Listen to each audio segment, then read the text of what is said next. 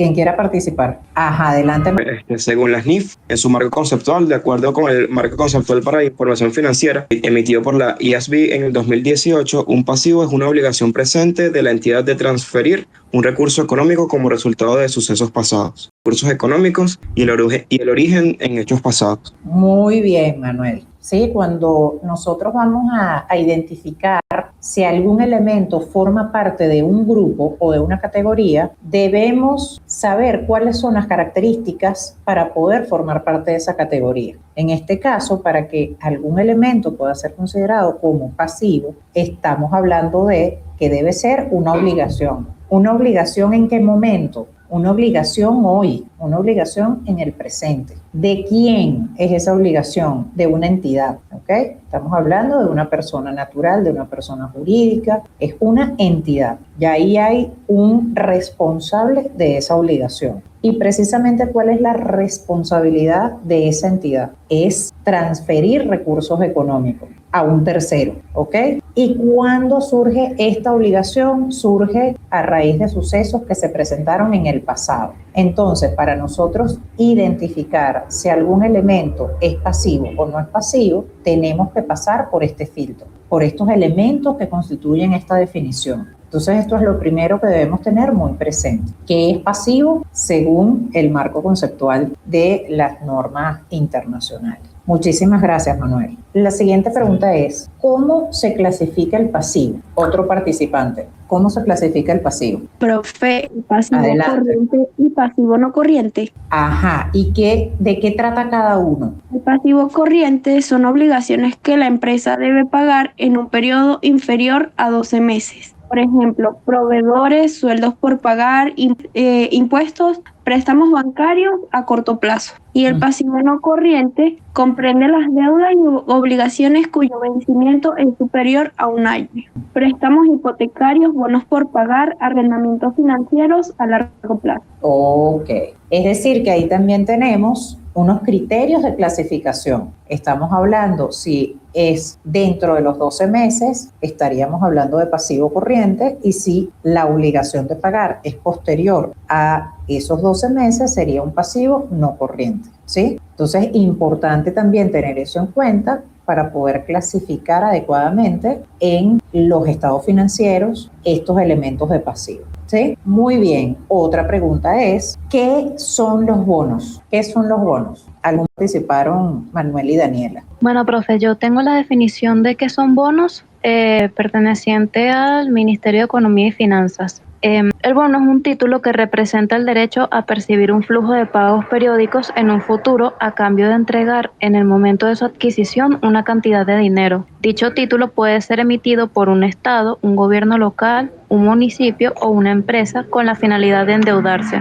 Al emitirlo se especifica el monto, la moneda, el plazo, el tipo de interés que devengarán, fija o variable, la fecha y las condiciones de su reembolso. Juliana, te voy a pedir que de esa definición destaques las palabras o frases claves. Por ejemplo, nos hablaste de qué es un título. ¿Eso te da qué derecho? Un derecho a percibir pagos futuros. ¿Qué más destacas de esa definición? Aparte de usted mencionar de percibir un pago futuro, se espera a cambio de entregar al momento de su adquisición una cantidad de dinero. Ajá, ¿qué más? Y estos bonos pueden ser emitidos por una entidad o institución como lo puede ser el Estado. Ok, entonces, al final, cuando nosotros hablamos de los bonos, que aquí nos hablan que es un título, ¿ok? Ese título, si para uno es un pasivo, para la contraparte será un activo, ¿ok? Uno tiene una deuda mientras el otro tiene un derecho a cobrar cierta cantidad de dinero. Estamos hablando de los bonos como instrumentos financieros. Y aquí les voy a poner un ejemplo, digamos como muy pintoresco, para tratar de hacer ver de la manera más sencilla este caso. Imagínense que nosotros estuviéramos reunidos en este momento en el edificio Transbordo y que tuviéramos la necesidad de hacer una remodelación del edificio. Y resulta que no tenemos los recursos suficientes para hacer esa remodelación. Imagínense que nosotros somos los dueños de ese edificio transbordo. ¿Cuál sería la primera opción que a ustedes se les ocurre para obtener los recursos que necesitamos para hacer esa remodelación? ¿Qué se les ocurre? Pueden activar automáticamente su micrófono. Un préstamo. Ajá, ¿a quién le pedirías ese préstamo? Podría ser al banco. Ajá, podría ser al banco. Ok, esa es una opción, ¿sí? Entonces, cuando hablamos de que nos falta dinero, lo primero que tenemos en la mente es ir al banco a pedir prestado. Pero resulta que además de esa opción, tenemos muchas otras opciones. Una opción podría ser precisamente emitir unos títulos que en este caso serían los bonos. Llámese, por ejemplo, que para hacer esta remodelación nosotros necesitamos 1.000 unidades monetarias. Y resulta que sería muy difícil que una sola persona nos preste o una sola entidad nos preste 1.000 unidades monetarias. Entonces decidimos fraccionar esas 1.000 unidades monetarias en varias partecitas. Esas varias partecitas serían unos títulos que son los bonos, ¿ok? Imagínense que estos bonos son unos papelitos que pueden ser impresos o pueden ser electrónicos, donde cada papelito tiene un valor, ¿ok? Y ese valor es por el cual, en principio, vamos a decirle a muchas otras personas que nos presten el dinero. El papelito tiene un valor de 100, entonces se lo ofrecemos a los egresados de la escuela y esa persona que recibe el papelito, en principio, debería pagarme 100, ¿ok? Entonces resulta que son muchos egresados que dicen sí les vamos a ayudar a remodelar su edificio y sí, entonces les vamos a dar el valor de cada uno de estos papelitos que son estos títulos valores que se llaman bonos. Pero resulta que el valor final que nos den por cada uno de estos papelitos está determinado por muchos factores. No solamente es el valor que tenga el papelito, que ya sabemos que vale 100 cada uno como valor nominal, sino que hay un montón de factores como por ejemplo cuál es la trayectoria que tenemos nosotros gerenciando este edificio transbordo, cuál es la situación política, económica, social, de donde se encuentra el edificio transbordo, cuál es el nivel de competencia que nosotros tenemos, si hay muchas otras entidades también emitiendo bonos, también buscando dinero o no lo hay muchos factores que inciden allí, ¿ok? Y eso hace que ese papelito físico o electrónico pueda dar acceso o dar la posibilidad de que estos egresados nos paguen por encima de ese valor nominal o por debajo de ese valor nominal, ¿ok? Es decir, que en vez de entregarnos 100 bolívares por cada bono, nos puedan entregar 120 o nos puedan entregar 95, ¿ok? Si se logra vender este papelito en 110, estaríamos hablando de que se logró vender ese bono con una prima, es decir, con un premio, con un valor que está por encima de su valor nominal. Y si logramos que en vez de darnos 100, que es su valor nominal, apenas nos den 95, estaríamos hablando de que logramos colocar, entre comillas, vender ese papel en 95, eso quiere decir con descuento, por debajo de su valor nominal. Así como ustedes lo veían en contabilidad 3 con respecto al tratamiento de las acciones. ¿Se acuerdan que las acciones como títulos, ustedes también hablaban de una prima o de un descuento? Aquí es igual. Si está por encima del valor nominal es prima y si ese valor está por debajo del valor nominal es un descuento. Resulta que además, para poder hacer todo este proceso de un llamado público para que quienes estén interesados nos presten el dinero, tenemos que elaborar un documento que se llama contrato de emisión y colocación de bonos. En ese contrato de emisión y colocación de bonos se tienen que establecer todas las reglas de juego. Se tiene que decir cuál es el valor nominal de cada bono, se tiene que decir cuándo vence ese bono, ¿ok? Es decir, cuál sería la fecha tope que tenemos nosotros para pagar ese bono. Se tiene que decir cuánto es lo que se va a pagar por interés porque recuerden que al final esto es un instrumento que estamos utilizando en esta oportunidad como un instrumento de recaudación de recursos. Por tanto, nosotros recibiríamos un dinero y a cambio estamos asumiendo el compromiso de pagar. Estamos asumiendo un pasivo, ¿ok? Entonces, también ese pasivo al mismo tiempo genera otro tipo de obligación, que son los intereses. En ese contrato de emisión y colocación de los bonos debe quedar claro cuánto es lo que se va a pagar por concepto de interés, cuál es la frecuencia de pago de ese interés, ¿ok?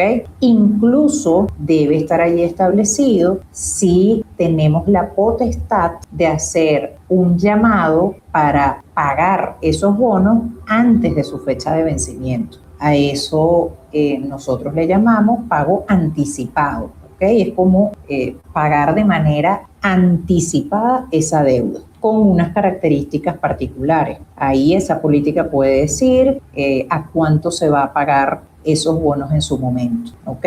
Y tal como ustedes también lo veían en el caso de las acciones, nosotros podemos tener esa colocación, ese proceso entre comillas de venta de todos estos papelitos físicos o electrónicos, se pueden vender a la par o al 100%, que es lo mismo que decir al valor nominal. Y también se puede vender, por ponerles un ejemplo, al 105%. Eso quiere decir 105% del valor nominal, que es cuando decimos se colocaron los bonos al tipo de 105. Eso quiere decir 105% del valor nominal. O se colocaron al tipo de 90. Eso quiere decir 90% del valor nominal. ¿Ok?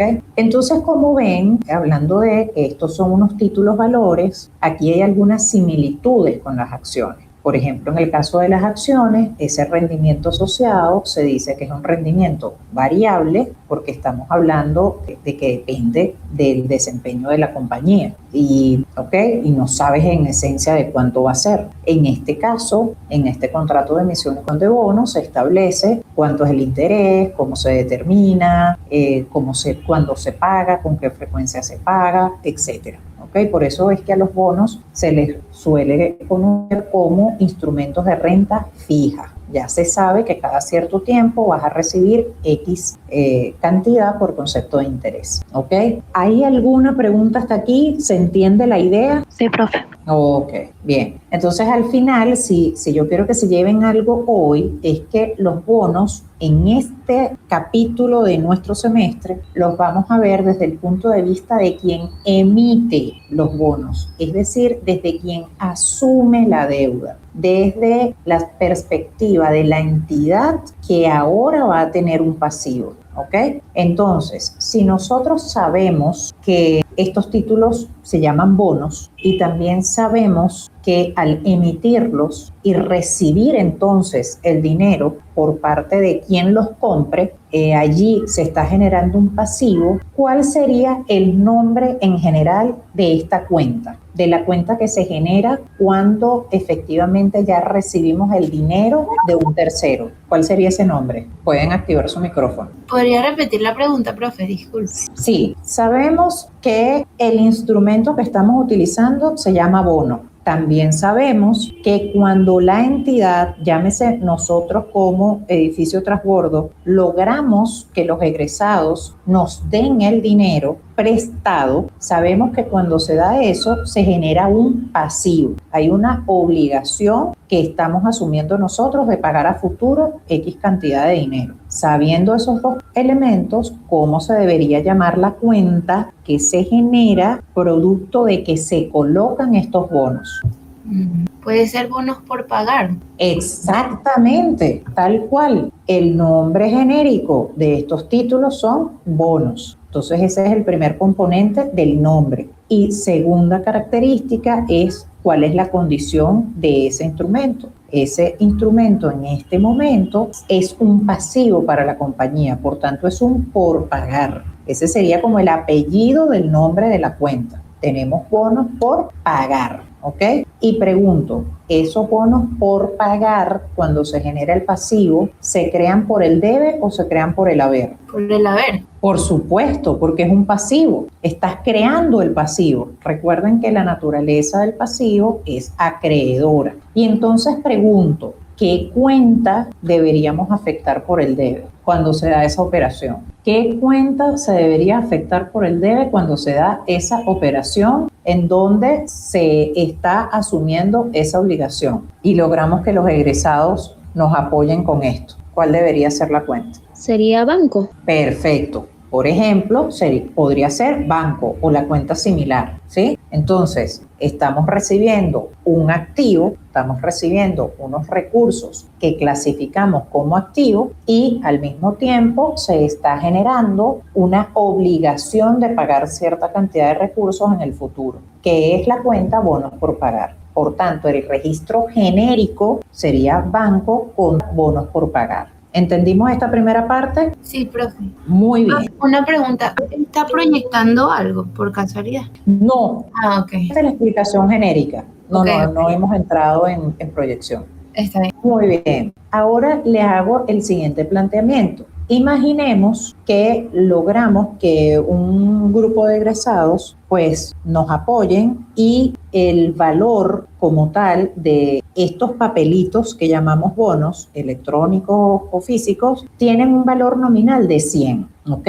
Y por distintas situaciones de contexto y distintos factores que inciden en el valor final de estos bonos en ese momento, estos egresados, en vez de darnos 100 bolívares, nos dan 105, ¿ok?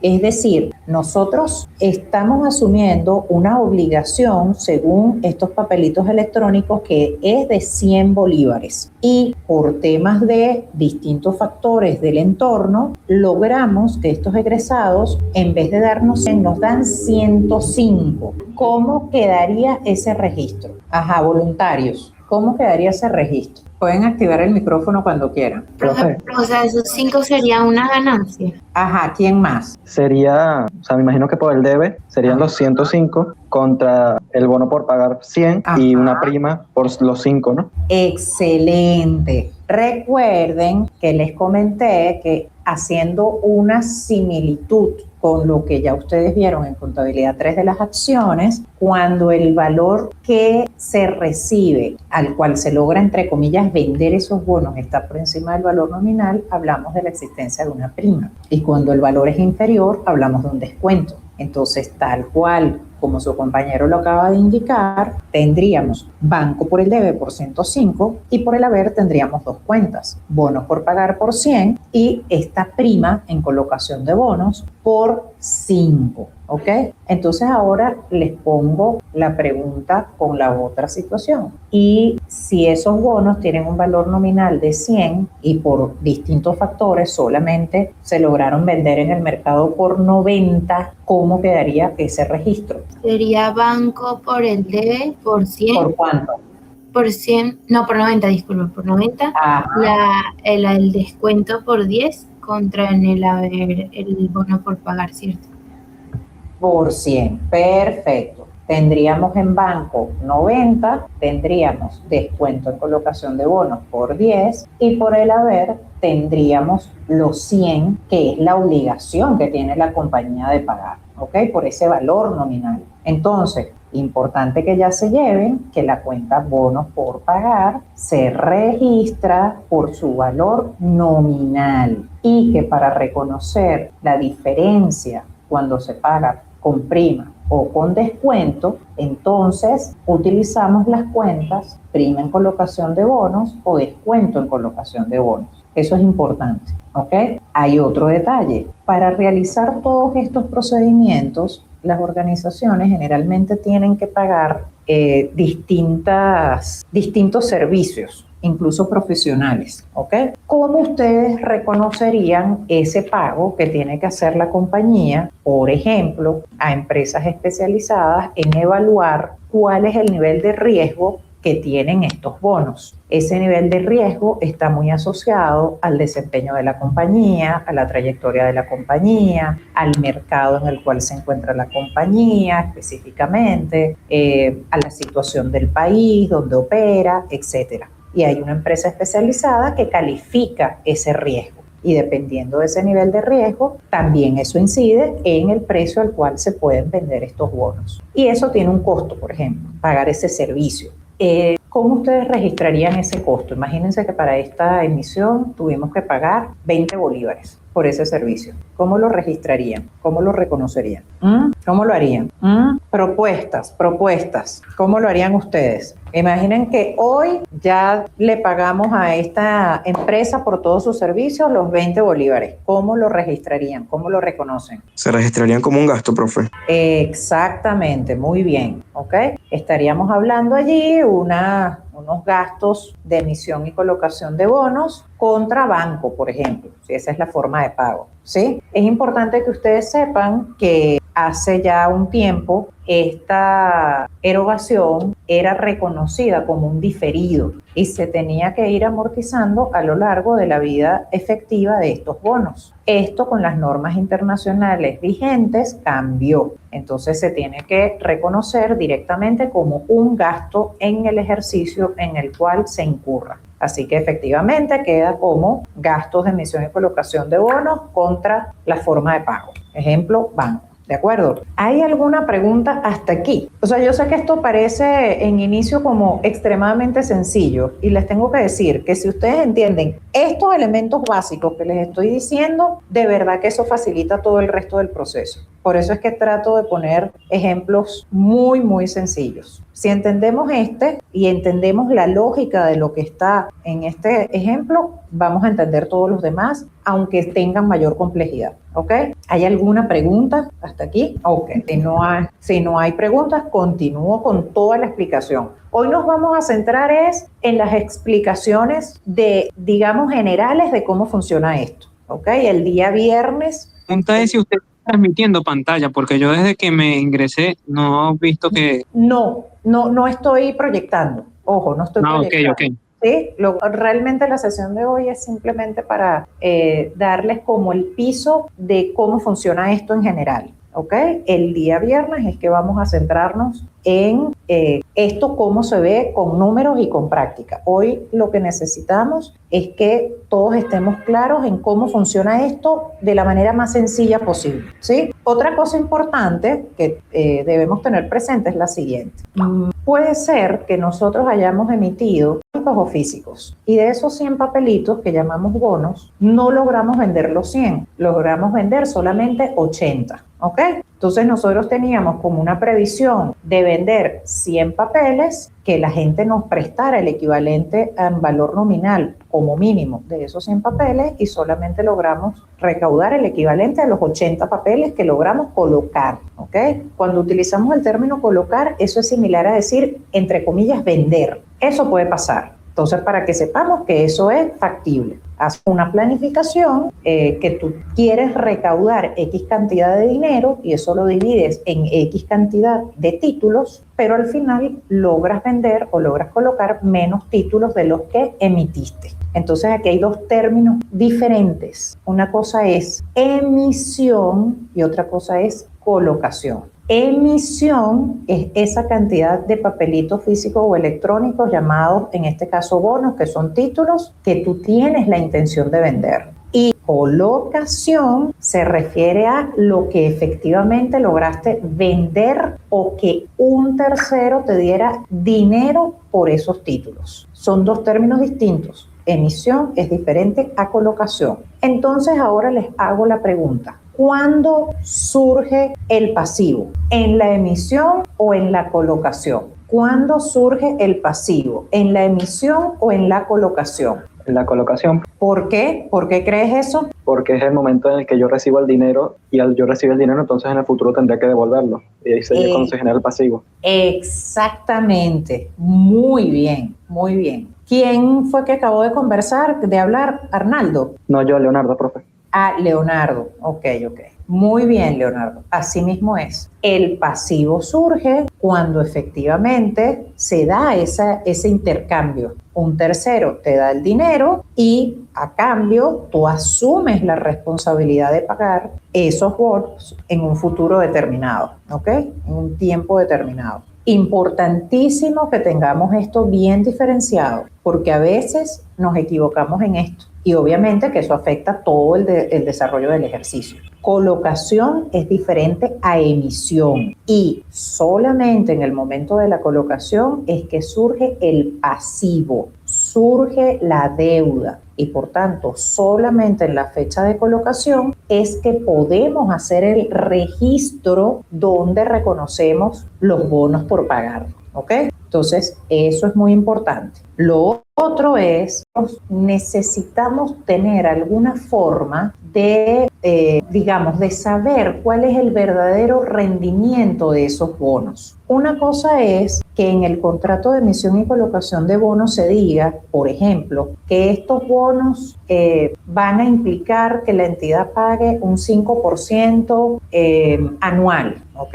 Y que eso se va a pagar semestralmente. Ahí te están diciendo cuánto es lo que la empresa ya asume como compromiso pagar por concepto de interés de manera semestral. Dicho de otro modo, 2.5% semestral, es el 5% anual. Pero no necesariamente ese es el verdadero rendimiento del bono. ¿Por qué? Porque el verdadero rendimiento del bono depende de múltiples factores, ¿ok? Y eso precisamente es lo que hace, por ejemplo, que puedas colocar con prima o coloques con descuento. Dicho en criollo, que vendas esos bonos a un precio superior a su valor nominal o a un precio inferior a su valor nominal.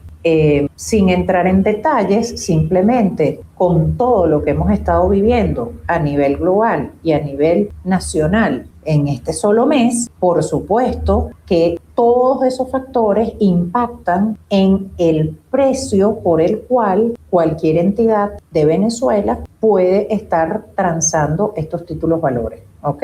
Una cosa es el valor que diga ese papelito, entre comillas, electrónico o físico, a ese título que llamamos bono, y otra cosa es el precio por el cual al final se acuerde la colocación, porque hay un montón de factores que están afectando el contexto en el cual se desarrolla la entidad que emite esos bonos. Imagínense una entidad que hizo una emisión de bonos en noviembre. Les pregunto, ¿la situación en noviembre es igual que la situación de ahora? Pueden activar su micrófono. ¿Me escuchan? Sí se escucha, profe. No es la misma situación. Claro, no sería la misma situación. Por tanto, imagínense estos papeles que se emitieron en noviembre y que tenían un valor facial o un valor nominal de 100, definitivamente hoy ese valor puede ser totalmente distinto. ¿Ok?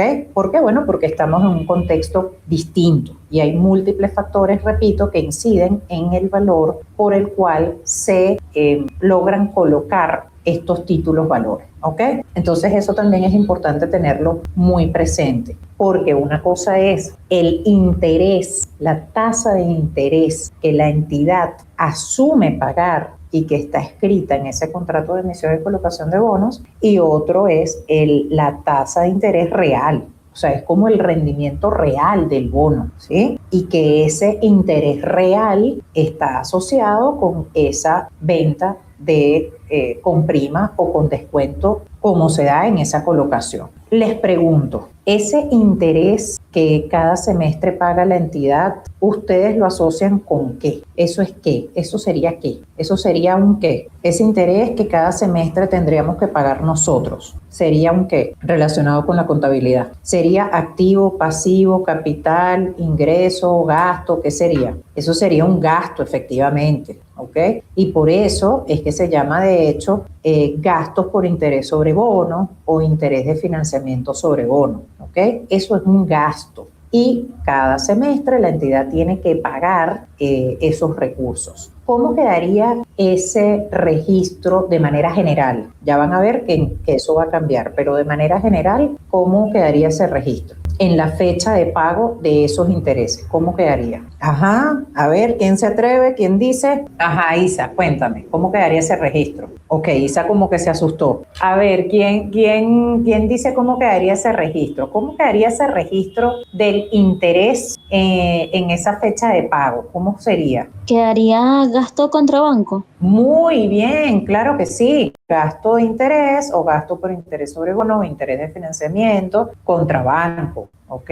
Eso está excelente. Y ahora vamos a incluir algo más en el análisis. Se supone que estos papelitos físicos o electrónicos llamados bonos, la entidad en general lo tendría que vender es a ese valor nominal, a 100. Si la entidad los logra vender a 105, ya sabemos que esos 5 se denominan prima. Si nosotros tuviéramos que hacer una relación de esa prima con una ganancia o con una pérdida, ¿ustedes con qué lo asociarían? Repito, esos 5 adicionales que recibió la compañía, ustedes, que ya sabemos que se llama prima, si lo tuviéramos que asociar con una ganancia o con una pérdida, ¿con qué lo asociarían? Sería una ganancia, ¿no? Exacto, lo asociaríamos con una ganancia, vamos a ponerlo así. Y entonces ahora les pregunto, ¿y esos intereses que cada semestre tiene que pagar la compañía, que sabemos que son un gasto por interés, si lo tuviéramos que asociar con una ganancia o con una pérdida para la compañía, ¿con qué lo asociarían? Sería una pérdida para la compañía, ¿no? Exacto, Leonardo. O sea, lo asociaría, no estoy diciendo que sea una pérdida, ya van a entender a qué voy a llegar con esta relación. Por un lado, tendríamos una prima que estaríamos asociando con un premio o con una ganancia, y por otro lado, la compañía tiene una suerte de pérdida, que son los intereses, que es un gasto y que frecuentemente tiene que pagar. Si yo quisiera saber neto, ¿ok? En términos de ganancia o pérdida, entre comillas, de esa colocación, yo tendría que asociar o relacionar esa prima, que es como una ganancia, con ese interés, que es como una suerte de pérdida. Es decir, que son polos opuestos, son distintos, son contrarios. Eso quiere decir que la prima disminuye el gasto por interés. Si yo quiero saber el efecto neto, ¿ok? Por otro lado, si la colocación fue con un descuento, eso quiere decir que la empresa, en vez de recibir 100, recibió 90. Es decir, recibió un valor por debajo de su valor nominal. Y a eso lo llamamos descuento. Si ese descuento yo lo quiero asociar con una ganancia o con una pérdida, yo lo estaría asociando con una pérdida. Eso es correcto, lo estaría asociando con una pérdida. Y al mismo tiempo ya vimos que ese pago frecuente de interés, que es una salida de recursos de la compañía, lo podríamos asociar con una pérdida. Si yo quiero saber el efecto neto, entonces el descuento aumenta el gasto por interés. ¿Ven? Entonces, esa relación también es importante que la tengamos presente. La prima disminuye el gasto por interés porque estoy asociando una suerte de ganancia con una suerte de pérdida, y el descuento aumenta el gasto por interés porque yo estaría asociando una suerte de pérdida con otra suerte de pérdida. Esto es importantísimo que lo tengamos claro desde hoy, ¿ok? Súper importante. Dicho esto, entonces, cuando nosotros vamos a realizar nuestro registro de ese gasto por interés, ya no solamente quedaría gasto por interés contra banco, ¿ok?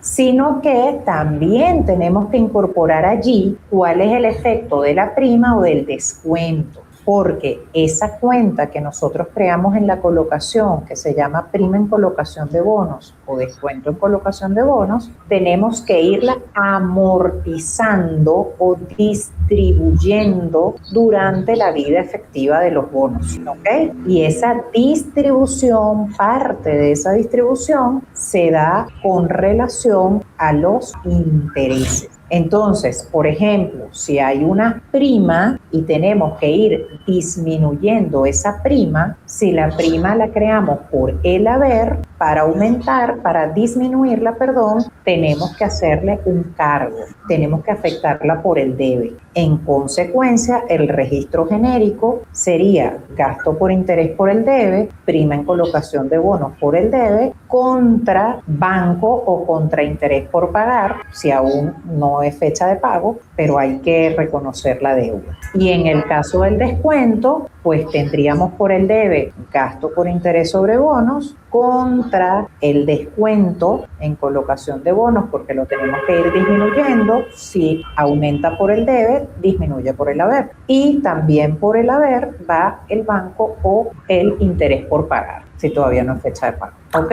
Entonces les cuento que estos son como los cimientos de lo que es el tratamiento contable de los bonos. Esto es lo básico, este es el piso. Importante que para el día viernes vamos a abordar el ejercicio que ya ustedes tienen en su correo, ¿ok? Importantísimo que investiguen acerca del método de interés efectivo, porque hasta ahora en general ustedes han trabajado es el método de interés simple. Nosotros aquí vamos a trabajar el método de interés efectivo y una manera de abordarlo es con las tablas, porque la mayoría de ustedes no ha cursado matemática financiera hasta ahora. Entonces, una manera de poder trabajar el interés efectivo ha sido haciendo uso de estas tablas, ¿ok? Sí me gustaría, por favor, para cerrar, que cada uno de ustedes en el chat anote su nombre y apellido, porque estoy viendo que aquí hay varios en la sala, pero bueno, por algún motivo fellow Gister no salen con su nombre y apellido. Entonces es importante que por favor a través del chat todos coloquen su apellido. Aquí estoy pasando la lista, está Isa, está Jade, está Juliana, Leonardo, Manuel, Rosángela. Profe, como no tengo la aplicación descargada en el teléfono, no me permite correr el mensaje. Ah, bueno, ya me vas a decir tu nombre, dame un chancecito. Está Daniel, está José Ignacio, está María Eugenia, Ricardo, y los que no nombre después me dicen sus nombres, ¿ok? Ricardo, ya mencioné a Rosángela y Valeria Arcia. Ajá, entonces ahora sí me van diciendo, tengo aquí Yasmil, tengo... Profe, yo no puedo escribir por el chat porque se me sale porque estoy por el navegador, se me sale. Soy Arnaldo Noguera. Arnaldo, sí, perfecto, Arnaldo. Profe, Daniela Zambrano. Daniela Zambrano, ok. José González, ok, José González. 1, 2, 3, 4, 5, 6, 7, 8, 9, 10. Profe, disculpe, está rato la conexión, María Eugenia, ok. ¿Hay alguna otra María Eugenia en la sala? No, creo que eres tú nada más. Sí, perfecto. Muy bien. Sofía, ok, Sofía Ramos. De acuerdo, está bien. Bueno, mis chicos, estamos listos entonces por hoy. Ya saben que el día viernes tenemos nuestra sesión síncrona y vamos a desarrollar este primer ejercicio y es muy importante que por favor investiguen acerca del método de interés efectivo y el uso de las tablas para que tengamos la sesión lo más productiva posible, ¿ok? Así que bueno, gracias a todos por su asistencia y participación en el día de hoy y nos vemos el día viernes. Gracias, profe. Igual. Profe, gracias. Feliz tarde, profe. Feliz día, cuídense mucho.